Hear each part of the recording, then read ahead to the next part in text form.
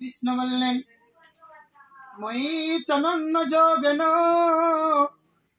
ভক্তিরা ব্যভিচারিণী বিবিক্ত দেশ সেবিত্যাময়রতির্জন সংসদি।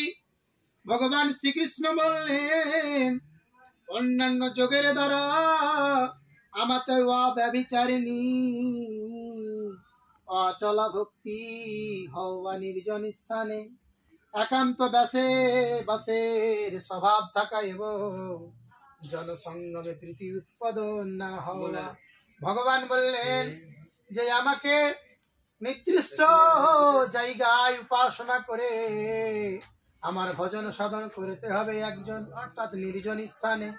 সেই নির্জন স্থানে ডেকে আমরাকে বলতে হবে কি, ওম ভূর্ভুবঃ স্বঃ তৎসবিতুর্বরেণ্যং ভর্গো দেবস্য ধীমহি ধিয়ো यो নঃ প্রচোদয়াৎ।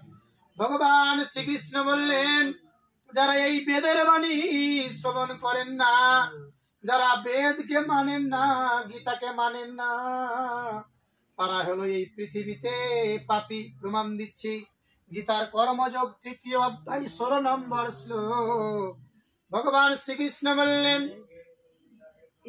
এবং প্রবর্তিতম চক্রম ননুবর্ত্যতি হ্যः রঘুবয়োরিন্দ্রিয়ারামো মঘম পার্থ স্বজীবতি। যোগেশ্বর শ্রীকৃষ্ণ বললেন, হে পার্থ,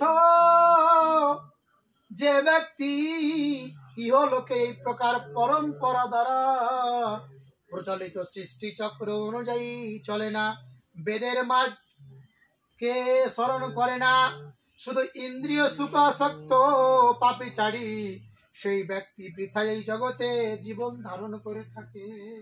তাহলে কি বলছে ভগবান? যারা বেদকে মানে না, যারা গীতাকে মানে না, যারা কৃষ্ণের সেই অমূল্য বাণীকে মানে না, তারা এই বৃথায় জীবন ধারণ করে আছে। ওম তৎসৎ।